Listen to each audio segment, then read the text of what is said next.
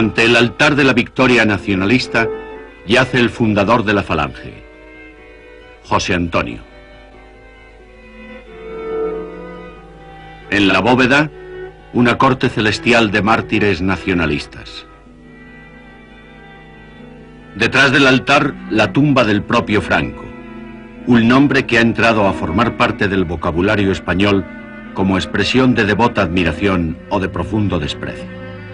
Como militar, Franco sirvió a la República, aunque era monárquico de corazón. Se le tachó de fascista y murió siendo dictador.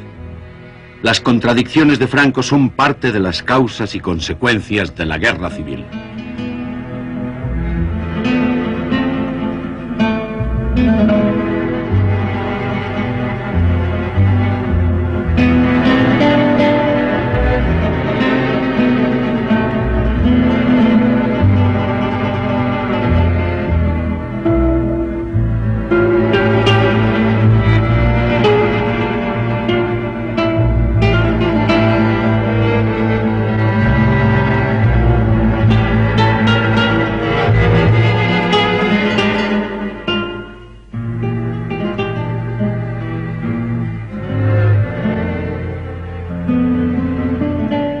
La Guerra Civil Española. Cuarto episodio. Franco y los nacionalistas. Se dice que Franco fue un conspirador cauteloso, incluso recalcitrante, en el golpe militar que provocó la Guerra Civil. Sin embargo, al acabar la guerra, se convertiría en el dictador más duradero de nuestro siglo, en un símbolo de autoritarismo. Cuando Franco nació en 1892, España era aún un poder imperial. El futuro generalísimo era todavía un niño cuando España perdió sus últimas colonias de ultramar, Cuba y Filipinas. La pérdida del imperio fue una experiencia traumática para toda una generación de españoles, entre ellos el joven Franco. Hubiera querido hacer la carrera de marino como su padre y su hermano. Tuvo que conformarse con el ejército, un ejército anticuado y desmoralizado. El ejército educó a Franco en una ideología entre nostálgica de glorias pasadas y vagamente ambiciosa de un resurgir nacional. Tras la pérdida de sus colonias, España se aferraba a los últimos vestigios de poder imperial. En su protectorado de Marruecos, intentó borrar el recuerdo de sus recientes humillaciones militares. Los militares españoles intervenían frecuentemente en la política nacional, pero despreciaban la política de partidos. Su obsesión, una obsesión casi mítica, era la patria.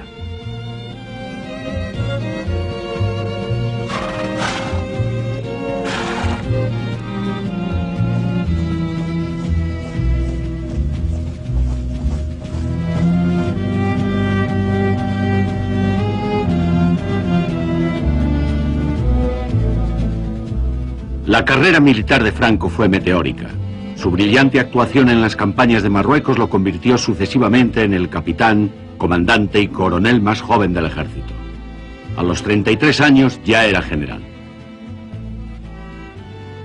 Estuvo 4 años al mando de la Legión como sucesor del general Millán Astray, el glorioso mutilado, fundador del cuerpo colonial y fuerza de choque del ejército español.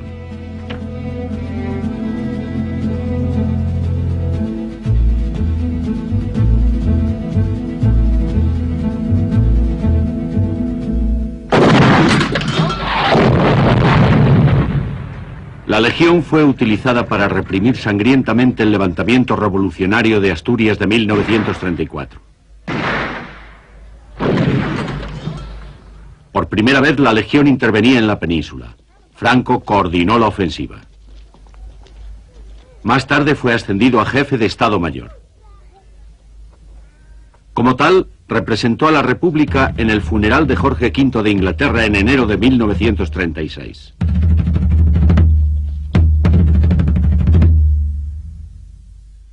Bajo la República, Franco siguió siendo un monárquico conservador que anhelaba el retorno de Alfonso XIII, el rey exilado.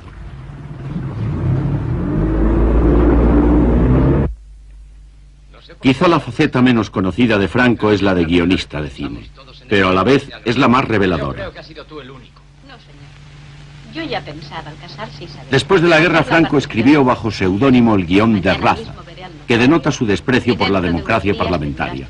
Raza narra la historia de una familia con 3 hermanos. En esta escena, uno de los hermanos, candidato a diputado, discute con otro oficial del ejército sobre el uso de la herencia paterna. La madre está dispuesta a dividir la herencia. Mira, José, no trates de enrollar este asunto. Ella lo ha pensado y tiene razón. ¿Razón o bondad? Las dos cosas, José. Que la razón es nuestro derecho y la bondad nuestro deber. Hasta cierto punto, mamá. Que es mucha bondad la de prescindir de todo al fin y al cabo para una mala empresa. ¿Llamas mala empresa que yo trate de salir diputado? De tu significación, sí, comprendo. Buena empresa la de los militares, que por pintar por ahí la cigüeña os aseguramos la vida a todos los ciudadanos. Dices ese disparate porque te duele que seamos el principal estorbo para vuestros manejos turbios e indignos. José. Pedro. Sí, indignos vosotros. Quieto, José. Ven conmigo. ¿Es que no queréis que tenga ni un solo día feliz? Todo esto se acabará muy pronto. Dios quiera que sea el día en que cada uno estemos en distinto papel. Ya está bien, José. En el guión de Franco, las causas de la guerra eran clarísimas. El levantamiento militar plenamente justificado. A la nación hacia el abismo comunista, como si el reto de los 2 hermanos tuviese un signo profético y fatal, así iba a dividirse la familia española. El Frente Popular que el Comintern comunista patrocinó va a destruir las puras esencias de la tradición española. La hora de la revolución comunista había sonado. España no podía perecer. Destrucción de los valores tradicionales. Revolución comunista. Así veían la situación no solamente los militares rebeldes, sino también un amplio sector de la clase media española que apoyó la rebelión.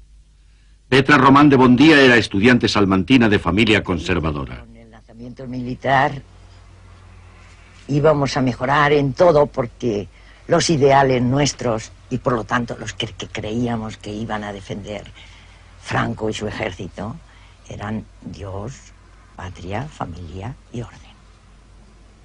Eso nos parecía que iba a cambiar todo y nos parecía que tendría que... Nunca creímos que iba a ser una guerra tan grande. Antes de la guerra, en los 5 años de democracia entre 1931 y 1936, la República no solamente había representado un nuevo orden, había supuesto un desafío directo a los valores más conservadores de la sociedad española. Para muchos conservadores, la situación creada por la República era insostenible. Tomás Garicano Goñi era un joven oficial.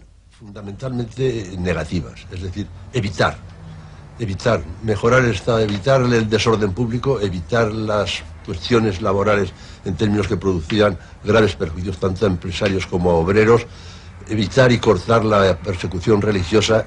Estaba prohibida no solamente en la enseñanza religiosa, sino en las enseñanzas a las órdenes religiosas. No podían enseñar, en fin, que fuera un poco más lo que era tradicional en España, de forma de vida, de forma de tranquilidad, que no se había logrado hasta entonces. Las convulsiones sociales habían provocado un deterioro del orden público. En el campo, los jornaleros sin tierra ocupaban las fincas. Algunos terratenientes fueron asesinados. Los demás temían por sus vidas. Habla Félix Moreno de la Cova. Ya un momento que nos tuvimos que tirar al monte, es decir, si ya no puede usted vivir, pues tiene que buscarse la salida por otro lado, que fue el movimiento contra la República. Franco inició su participación en el levantamiento con cautela. Se puso al mando de las tropas rebeldes en Marruecos con el propósito inicial de restaurar el orden y de aplastar la revolución. Pero la proclama inicial de Franco no invocaba la defensa del cristianismo ni hablaba de cruzadas. Se refería, eso sí, a las influencias extranjeras que amenazaban los valores tradicionales de España. Mirando atrás, resulta sorprendente que la proclama concluyera con un lema democrático: fraternidad, libertad e igualdad, aunque quedaba bien claro que ese justamente debía ser el orden de prioridades. Los primeros decretos de los rebeldes calmaron cualquier ansiedad que pudieran haber tenido sus seguidores. Se decretaba la devolución de tierras expropiadas, se prohibían las actividades sindicales y se declaraban ilegales todos los partidos del Frente Popular. Pero antes los oficiales sublevados tenían que enfrentarse a la terrible realidad. Su golpe de Estado había fracasado. La resistencia armada de partidos y sindicatos había aplastado la sublevación en 5 grandes ciudades. España había quedado dividida. El gobierno de la República controlaba Madrid, el País Vasco y casi la mitad del resto de España. Los sublevados habían quedado separados. El general Mola en el norte y al sur Franco con el ejército de África. El general Sanjurjo debía haber asumido el mando de todas las fuerzas rebeldes, pero murió en un accidente de aviación en Portugal. La desaparición de Sanjurjo dejó un peligroso vacío. 2 meses más tarde, los generales rebeldes se reunieron en Salamanca. Franco contaba con el apoyo de la mayoría.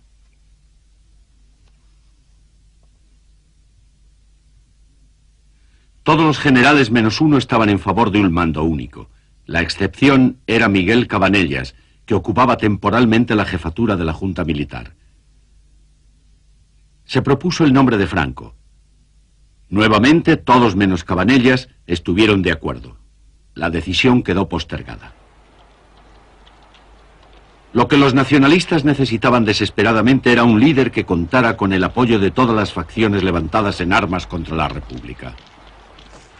Porque los rebeldes no constituían una fuerza homogénea. Luchando junto a los regulares y legionarios del ejército de África, de otras unidades del ejército y de la Guardia Civil, estaban las milicias de la Falange y las columnas de Requetés. Eran facciones armadas que perseguían objetivos dispares.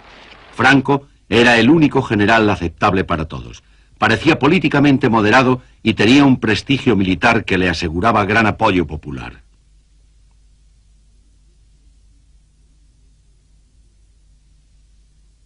La liberación de Toledo, fin de un heroico episodio de la Guerra Civil.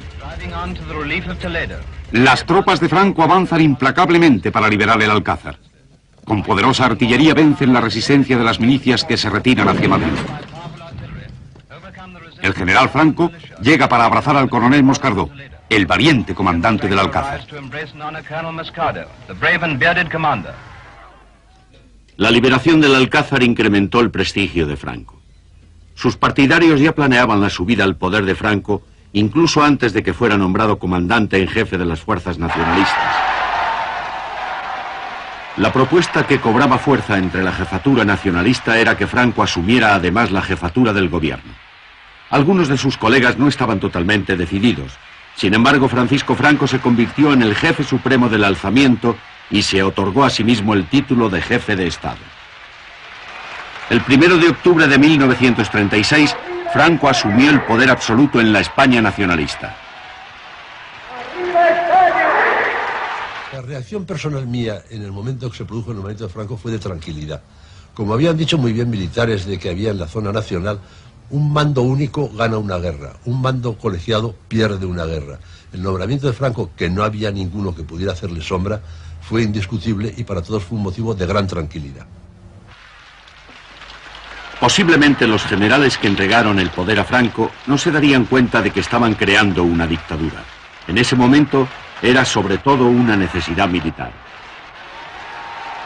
El alzamiento había recibido el apoyo de facciones políticas dispares. Los conservadores de la CEDA, la coalición parlamentaria formada 3 años antes de la guerra, los monárquicos que anhelaban el regreso al trono de Alfonso XIII, los carlistas fanáticamente religiosos que defendían los derechos de otro aspirante al trono y los fueros regionales de Navarra.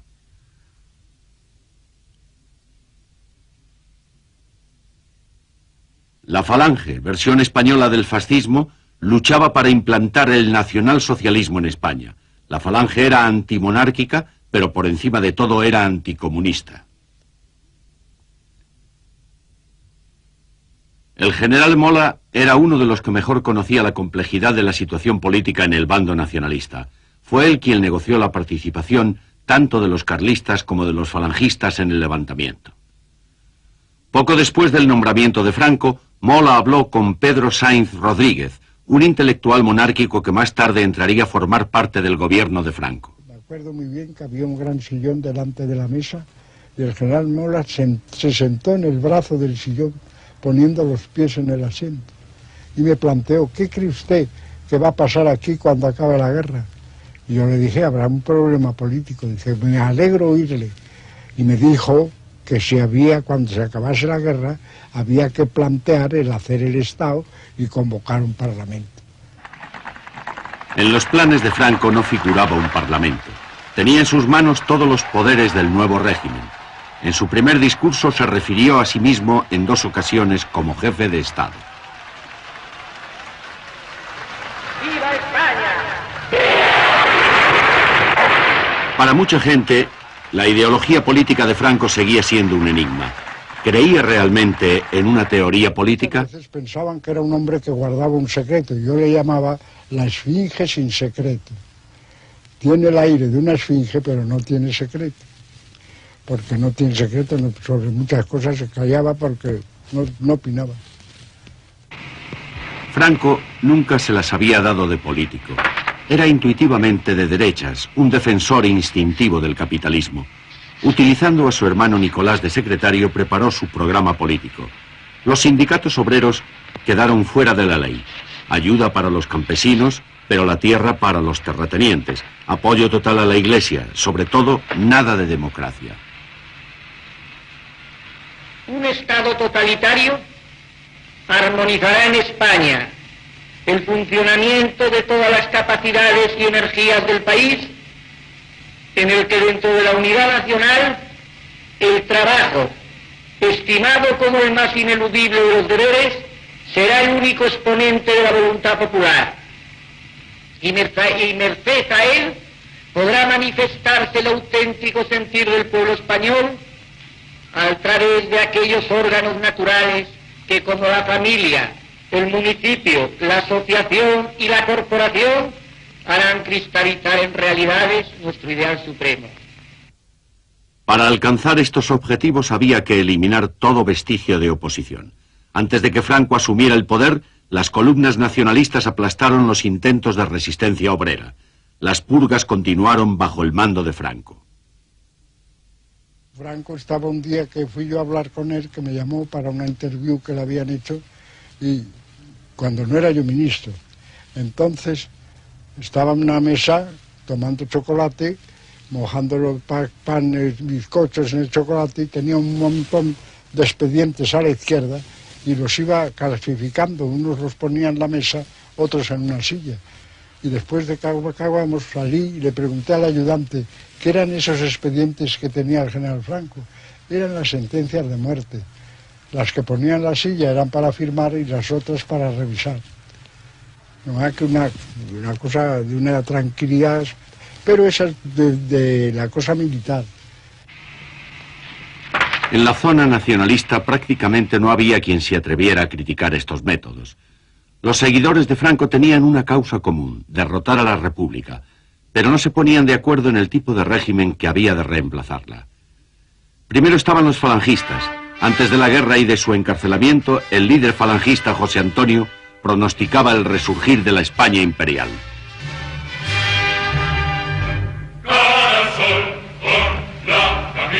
Tenemos una fe resuelta, es que están vivas todas las fuentes genuinas de España. España ha venido a menos por una triple división. Por la división engendrada por los separatismos locales, por la división engendrada entre los partidos y por la división engendrada por la lucha de clases. Cuando España encuentre una empresa colectiva que supere todas esas diferencias, España volverá a ser grande como en sus mejores tiempos.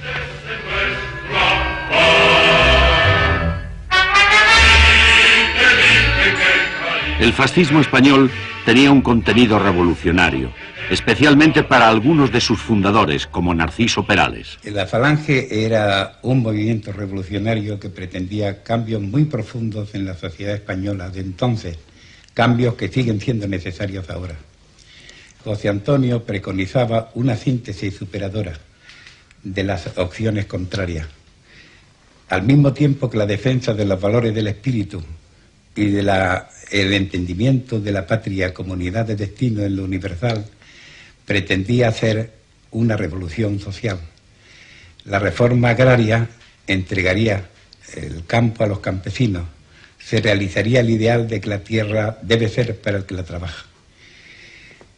La banca sería nacionalizada porque no consideraba justo que el ahorro de todos los españoles sirviera como negocio para unos cuantos que dominarían la economía entera del país.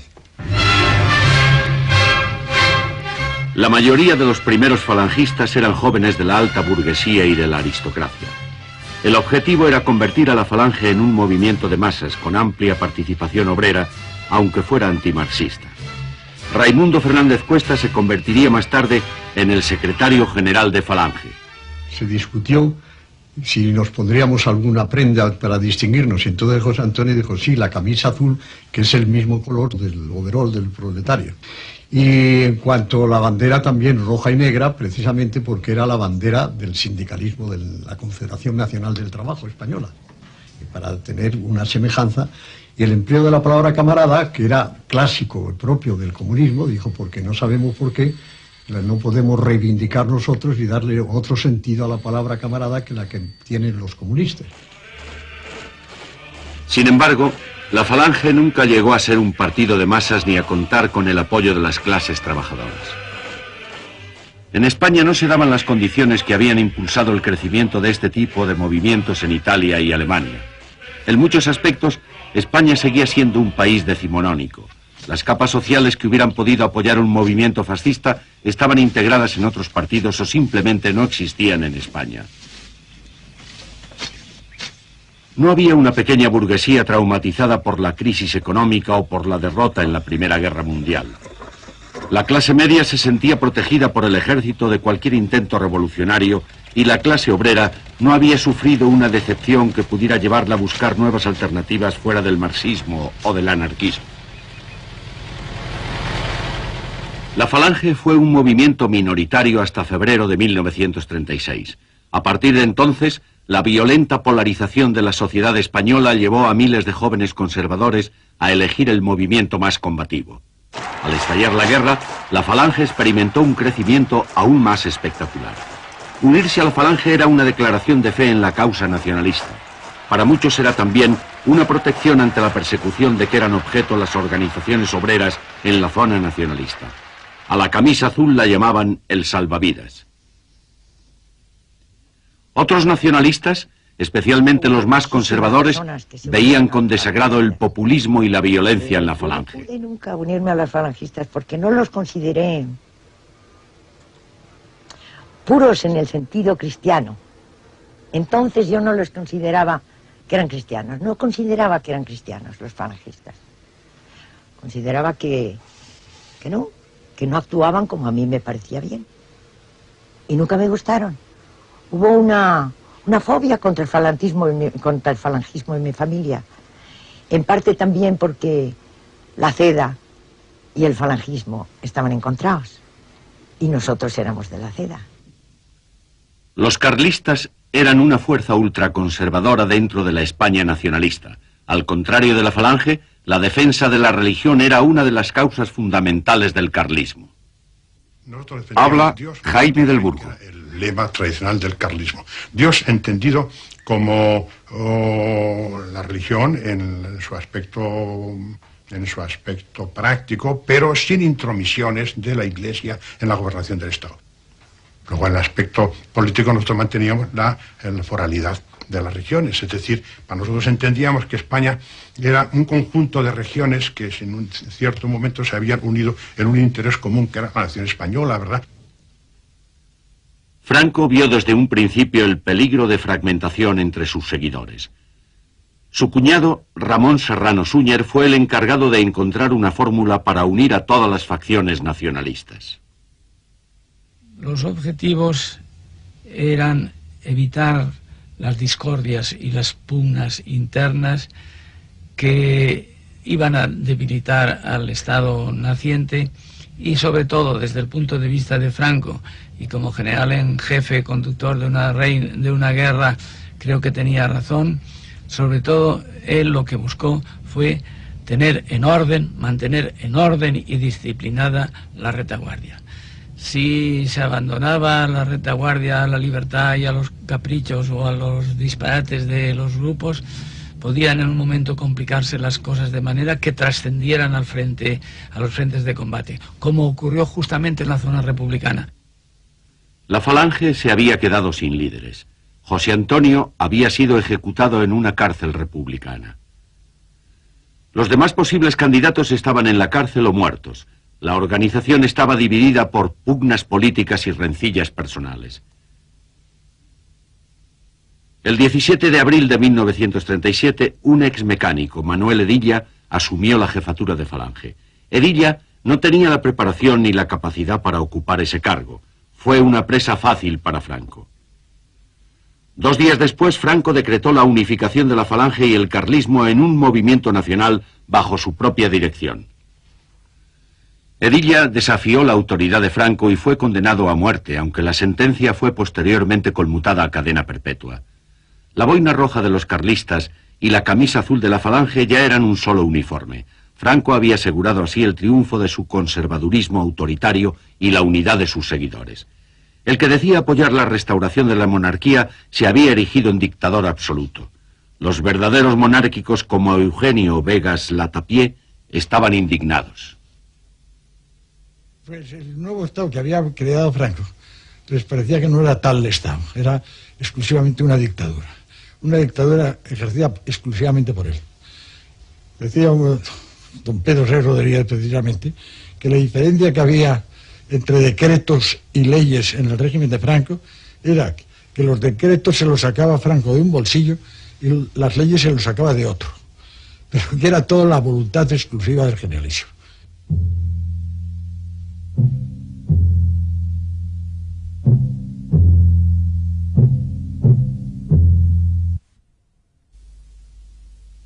El régimen creado por Franco era una dictadura conservadora con símbolos y rituales fascistas.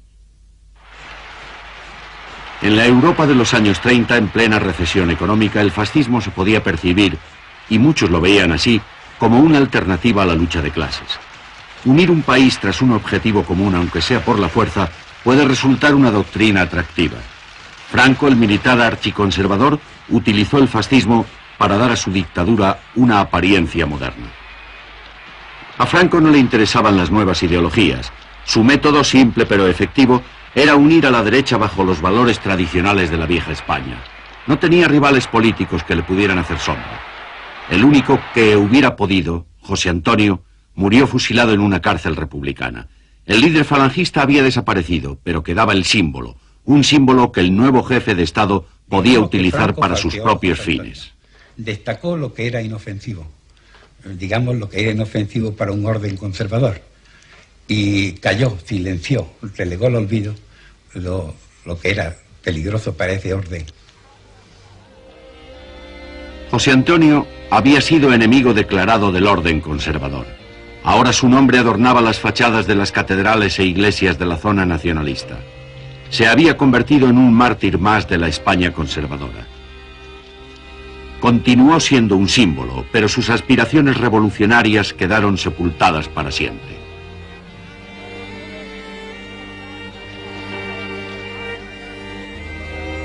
¡España!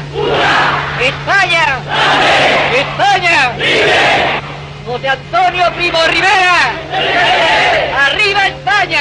¡Viva! ¡Viva España! ¡Viva!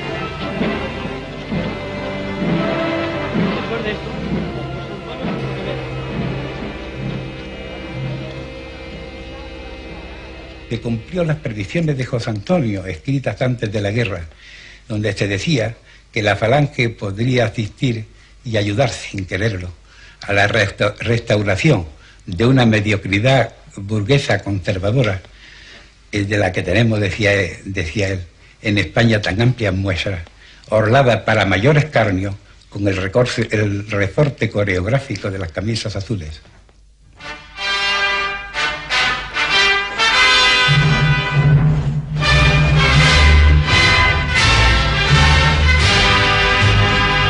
Se puso una careta de situación francamente fascista, como se decía entonces, ¿verdad? Y como se dice ahora, ¿verdad? Que de fondo, sin embargo, no respondía a eso. Yo le considero un gobierno económicamente conservador, autoritario, porque naturalmente había que imponer el orden, y con una fachada y algunos detalles también del tipo totalitario que se empleaba en los demás países de Europa. Franco contaba con el apoyo de toda la España conservadora. Para la Iglesia, el nuevo líder nacionalista era un aliado natural. La Iglesia había sido víctima del violento anticlericalismo generado por la República. Los nacionalistas se convirtieron en los defensores de la fe atacada. La jerarquía eclesiástica reaccionó violentamente ante las atrocidades cometidas en la zona republicana, pero en general prefirió ignorar las que ocurrían en el bando de Franco. Y le increpan diciendo: pues tan fácil corazón tiene el hombre, atémosle al cuello este Cristo y váyase a llorar en el fondo del río con él. Señor, la muerte se derramará sobre todas las cosas. Me acercaré al altar de Dios, al Dios que es alegría de mi juventud. Han arrancado a golpes la puerta del sagrario, que estaba abierta, y la mano que conoce más sangre registra la custodia. ¿Por qué os apresuráis, almas, en el despojo? 2 meses después de iniciada la guerra, el obispo de Salamanca declaró que la rebelión militar era una cruzada. El hecho de que hubiera combatientes musulmanes defendiendo la causa de la Iglesia era una ironía de la historia que los obispos preferían olvidar.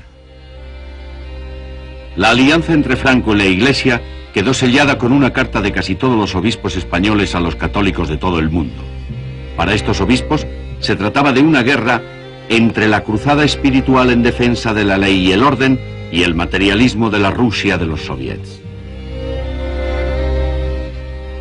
Esta carta fue publicada 2 semanas después de que los nacionalistas conquistaran el País Vasco, la única zona republicana en la que se había respetado a la Iglesia. Para muchos sacerdotes vascos, la defensa de la fe católica no tenía nada que ver con la cruzada de Franco. Permanecieron junto a sus fieles en la defensa de la autonomía vasca que la República había reconocido. Los sacerdotes vascos pidieron ayuda al Papa, pero el Vaticano decidió reconocer al gobierno de Franco en el verano de 1937. Más tarde, el Papa envió un nuncio a Burgos. Indudablemente, la inmensa mayoría de los católicos practicantes creían en la cruzada. Había un auténtico fervor religioso en la España nacionalista. Habla la madre Cristina de Arteaga. Encuentro con mi hermano, el que caería en la guerra, el pequeño, que estaba en el frente norte allá, y se fue por el Goibar, que bajó con un permiso para saludarme, y me preguntó: mira, Cristina, quería yo verte porque te quería preguntar, los que caemos en esta guerra, si los que hacemos como lo estoy haciendo yo, que lo hago por Dios y por España, si caemos en ella, ¿nos pondrá Dios de mártires en el cielo, aunque la Iglesia no nos meta en el catálogo? Yo le contesté que sí, que estaba segura, claro. Lo hacía con ese espíritu de inmolación por Dios y por la patria, pues Dios le daría puesto entre los mártires en el cielo. El apoyo entusiasta de la Iglesia a los nacionalistas se vio ampliamente recompensado. Las órdenes religiosas recobraron el control de la enseñanza que habían perdido bajo la República. El divorcio y los matrimonios civiles quedaron abolidos. La Iglesia volvía a ser guardiana de la moral. La España de Franco era auténticamente nacional católica.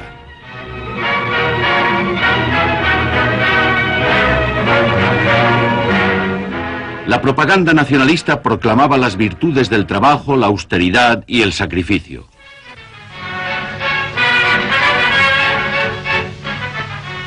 Mientras los soldados del Generalísimo abren las tierras de España al Mare Nostrum, este otro soldado, humilde y laborioso, labra los campos y da a su patria el pan nuestro de cada día. Fecundado con la sangre de tantos héroes, el suelo de España se cuaja de doradas espigas, de rubias mieses, símbolos de una patria con pan y justicia como el caudillo quiere. Aparte de las unidades profesionales del Ejército de África, Franco había reclutado muchos voluntarios entre el campesinado de Castilla. Eran campesinos conservadores y religiosos empeñados en defender sus valores tradicionales. Las colectivizaciones agrarias de la zona republicana les inspiraban más temor que esperanza. Bajo Franco, contaban además con precios garantizados que defendían sus ingresos de las fluctuaciones en el precio del trigo. Sus ingresos, aunque escasos, estaban asegurados.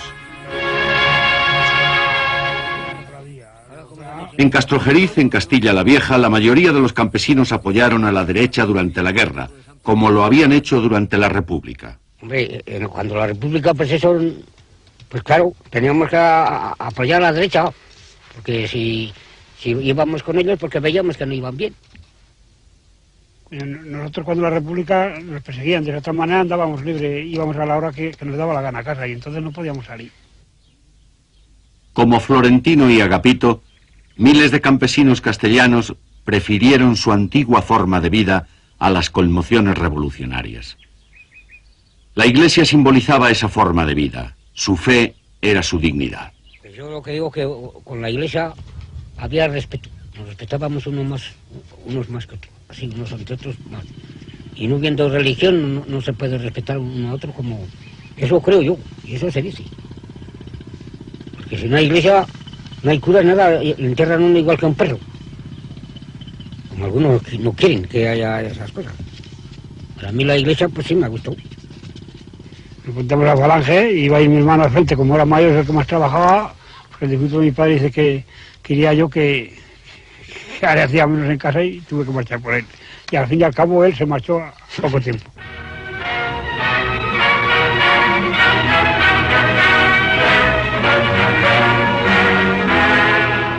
Las películas de propaganda nacionalistas idealizaban esta imagen de la España rural y conservadora, contrastándola con las aberraciones de la zona republicana. También trabajan las mujeres curtidas al sol. No importan los callos ni las heridas. Son flores sangrantes del triunfo. España entera es milicia, y la milicia es austeridad, trabajo, resistencia y silencio. El contraste entre la situación de la mujer en las dos Españas era extraordinario. La República había reconocido los derechos básicos de la mujer. Con el estallido de la guerra, la igualdad de los sexos se hizo realidad. En la zona republicana se produjo un movimiento espontáneo de liberación de la mujer. En la zona nacionalista, la mujer volvía a la función tradicional que le asignaba la España conservadora. Pilar Primo de Rivera era hermana de José Antonio. Había quedado atrapada en el Madrid republicano al estallar la guerra. No tenía un sentido, pues, por ejemplo, familiar. La ley del divorcio también vino a distanciarnos, como es natural, porque nosotros aquella ley, pues, no la podíamos aceptar en cuanto a un sentido católico de la vida. Y en cambio, en la zona nacional era todo como mucho más constructivo, mucho más efectivo, mucho más eficaz, más ordenado. Allí había un porqué de las cosas. Y lo otro era, pues, como un desorden, como una amalgama de cosas raras. Esta es la pura verdad. Pilar Primo de Rivera huyó a la España nacionalista, donde dirigió la sección femenina de Falange. A las trincheras, en realidad no fueron. Fueron como auxiliares, ¿verdad?, en el frente, en las enfermerías, en los lavaderos, en los hospitales, pero nuestra postura siempre fue que la principal misión de la mujer y donde estaba el verdadero puesto suyo era en la familia, era en el hogar. Así que nosotros sí que defendíamos la integridad de la familia, la entrega de la mujer a la familia, sobre todo mientras son los hijos pequeños que no pueden valerse por sí mismos. Además de que cuando ya tuviera una mayor soltura para desenvolverse, podría aplicarse también a sus labores vocacionales, por ejemplo, a sus estudios, a sus trabajos, a lo que fuera, pero sin desbordarla. Nosotros siempre hemos querido mantener un equilibrio en cuanto sobre todo a la defensa de la familia. Camaradas, hoy vais a escuchar la voz de vuestro jefe. La misma voz que ha ordenado más de 100 batallas victoriosas viene ahora a hablaros a vosotras. La que escuchan atónitas las naciones viene a deciros hoy cuál es vuestra misión de mujeres dentro del movimiento. Por lo tanto, abrid vuestros sentidos para que no perdáis ni una sola de sus palabras ni uno solo de sus gestos. Arriba España.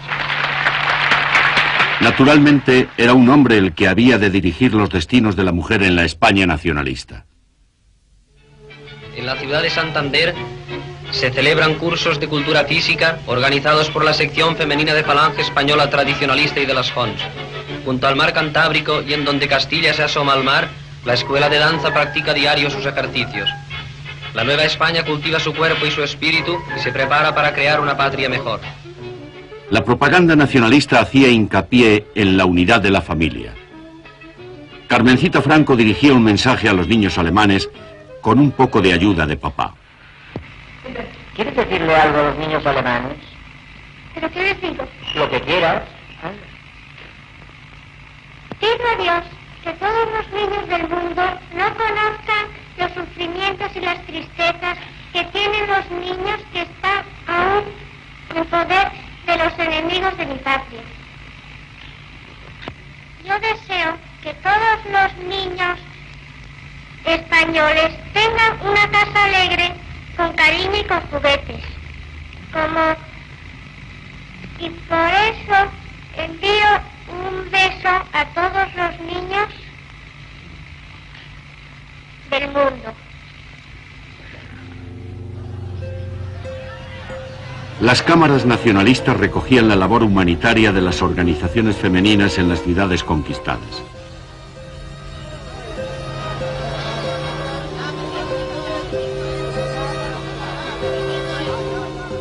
Las voluntarias de auxilio social repartían barras de pan entre la población hambrienta.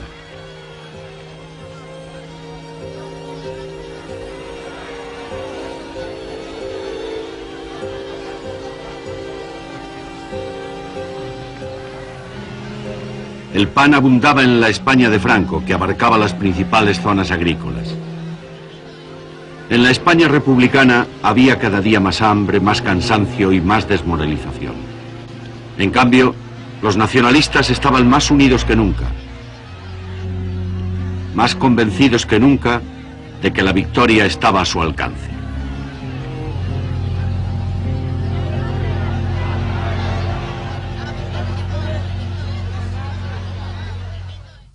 Toda la radio era triunfalista.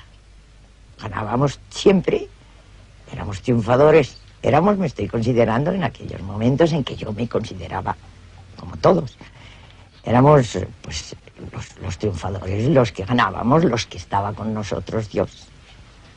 Todos los soldados llevaban su detente. ¿Sabes lo que es un detente? Y se consideraba que nos estaba ayudando Dios porque era lo que tenía que ser, lo que debía de ser. Un noticiario alemán decía entonces: bajo el sol resplandeciente de las tradiciones está surgiendo una nueva España, unida, grande y libre. Alemania e Italia habían reconocido al régimen de Franco durante la batalla de Madrid. Cada día llegaba más y más ayuda militar a la España nacionalista. Hitler envió al embajador general von Faupel. Franco dijo que sus aliados eran el baluarte de la cultura, la civilización y el cristianismo en Europa. Para el caudillo esta ceremonia constituía el punto álgido de la historia universal. A pesar de eso, Franco no tenía intención alguna de crear un sistema fascista en España. Por mucho que le insistieron, también se resistiría más tarde a aliarse con Alemania e Italia durante la Segunda Guerra Mundial. Lo que hizo fue conseguir toda la ayuda posible, una ayuda que le era esencial para ganar la guerra.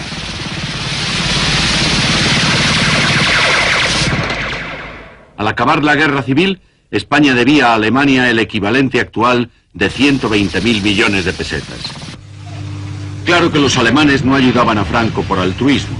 Necesitaban el mineral de hierro español para la industria de guerra. Al principio intentaron apoderarse de las minas españolas. Franco se resistió, aunque finalmente tuvo que permitir que los alemanes se convirtieran en accionistas mayoritarios de 5 empresas mineras. A pesar de estas concesiones, la España de Franco estaba temperamentalmente mucho más próxima a la Italia fascista que a la Alemania nazi.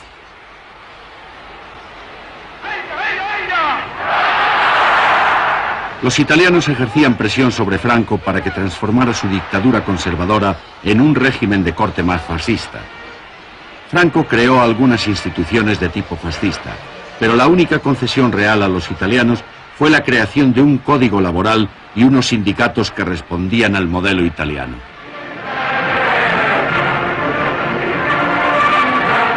Pese a todas las influencias extranjeras, la formación del primer gobierno de Franco en enero de 1938 reflejaba el carácter estrictamente conservador del nuevo régimen. Había ministros falangistas, pero ninguno de ellos dispuestos a desafiar la autoridad del caudillo. Otros 2 ministros eran amigos de Franco. 4 ministros eran militares y 2 monárquicos. Uno de ellos era Pedro Sainz Rodríguez. Estaba apoyado por el ejército, pero tuvo mucho cuidado de que no entrasen los gobiernos a mandar, los militares, de manera que presentó aquello no como una dictadura militar, sino como un gobierno de falange y de los tradicionalistas. Por eso se aceptó la falange y el falangismo como una especie de taparrabos de su dictadura personal.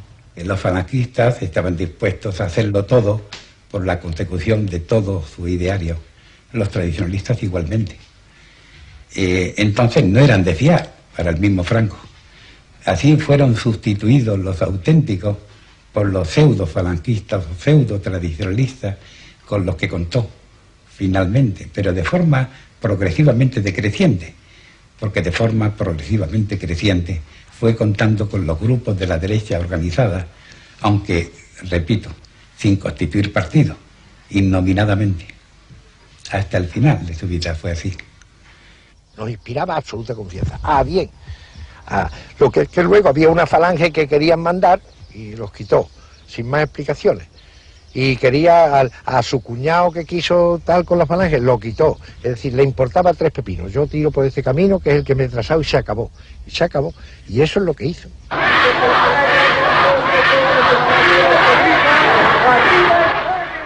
Franco nombró ministro de Orden Público al general Martínez Anido, famoso y temido por haber dirigido la brutal represión del movimiento anarcosindicalista en la Barcelona de los años 20.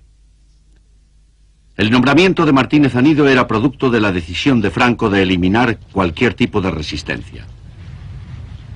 La simple militancia en sindicatos o partidos de izquierda podía significar la sentencia de muerte. Francisco Pollatos López, un abogado que había conseguido escapar del terror revolucionario en Madrid, se dio cuenta bien pronto de que la situación no era mucho más justa en el lado nacionalista. Entraban, por ejemplo, 20 individuos y el juicio no duraba un cuarto de hora. No había tiempo ni a que declararan. Nada. Aquello era peor que los fusilamientos sin juicio, porque era escarnecer encima a la justicia y darle un viso de legalidad a lo que no la tenía. Además, esto ya me he enterado yo después, Franco exigía que no podía haber más de la quinta parte de absoluciones. De modo que de cada 5, lo más que se podía absolver era 1. La obsesión nacionalista con la unidad de la patria significaba la eliminación de las autonomías regionales en Cataluña y el País Vasco.